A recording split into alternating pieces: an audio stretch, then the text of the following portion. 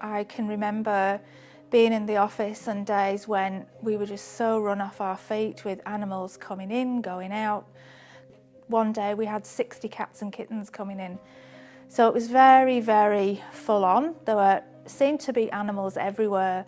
The cages, cat cages and the dog pens were always full to the brim. We even had cats in offices, in little crates. I even remember the boardroom at one stage being full of animals because we literally had no room to accommodate. The kennels were full all the time. We took a lot of animals from the external pounds, and at that time, if you were a black dog or a cattle dog and there was already a number of those in the adoption pens, you didn't really get a chance. Being involved with the operations of the shelter, there'd be days there, when the vet was here to do the euthanizing, where there were animals just lined up to be euthanized. There was just so many animals coming through and not enough homes for them. So the amount of animals coming through was really horrendous. So that was the situation back then. It was.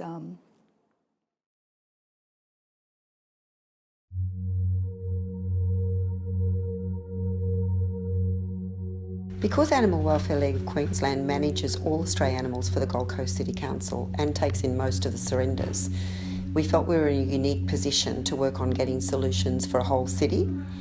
So we gathered the data and we actually went to the public through the newspaper and actually told them how many animals were being euthanised at that stage, 4,000 cats and dogs on the Gold Coast, and was that acceptable? Which of course they responded that it was not acceptable. So then we went to all the stakeholder groups and asked them would they come along and be part of developing and implementing solutions.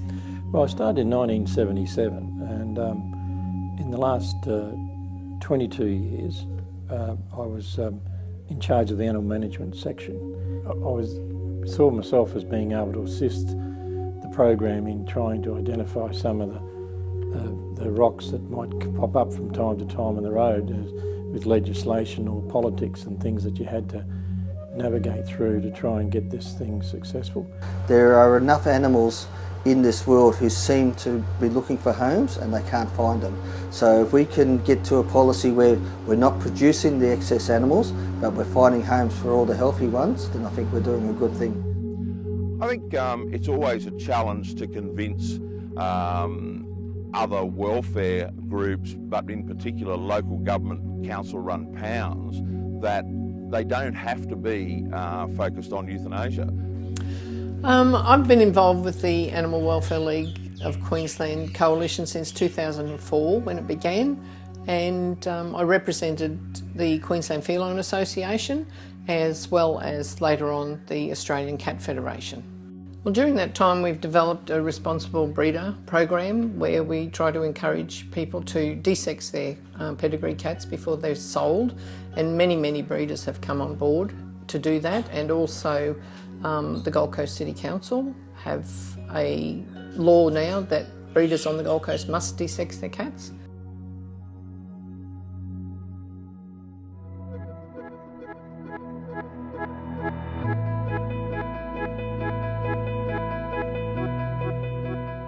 By 2009, we realised our strategies were starting to work because we finally reached zero euthanasia of all healthy and sociable cats and dogs, and we were well on the way to saving a lot of the treatable animals as well.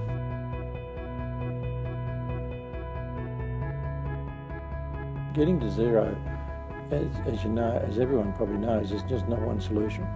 And the desexing program, the microchipping programs, all the other programs are all attributed to the outcome. And the association with the local veterinary clinics and things like that with the desexing was really done well, and we were able to keep everyone pretty well happy, including the pet owners, which was a big thing. Yeah, so in our community clinic, the philosophy there is that, any client that comes in with a pet that needs treatment, we feel that the pet should receive that treatment without the owner having to stress and having to euthanize because they've got no money to treat their pet. So to that end, we do offer payment plans, and sometimes we do charity so that animals that are treatable won't have to be euthanized just because the owners can't afford their treatment. The more people you can educate and get the message out, the better, and not just to school-age people, which is what everybody thinks of when you think of education, but definitely to the wider community.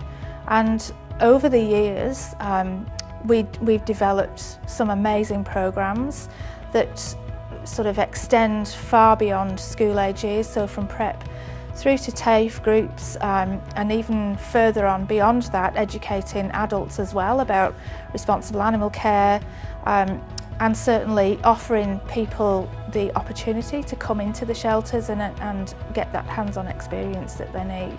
We had a very basic foster care program at the time, which I then took over, and we increased from 10 carers to over 200.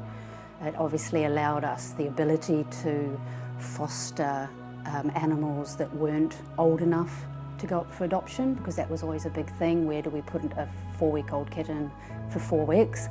So it allowed us to do that. It allowed us to foster out sick animals that we weren't able to adopt. So that was a big move for us. Some of the rehoming strategies that we have, we focus more on our Facebook social media, and the staff really work hard to make their adoption summaries more personable. We work with our photographers to engage the photos to match what our adoption summaries say about the animals. It's not going to be an easy journey, but it can be done with determination and passion.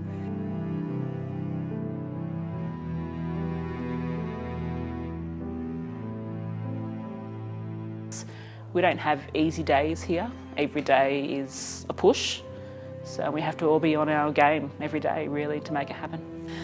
I think that it has to be a community approach. It's not just something that one person can do alone, and everybody has to be on board. The importance of having the local councils involved, anyone really who has an interest in the animal industry as a whole, it's important for them to get on board.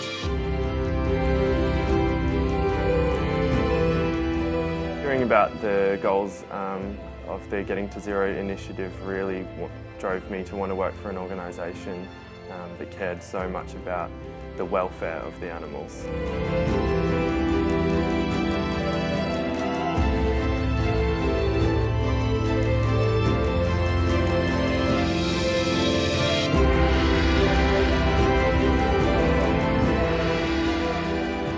I think the Getting to Zero is a journey, and I think the ultimate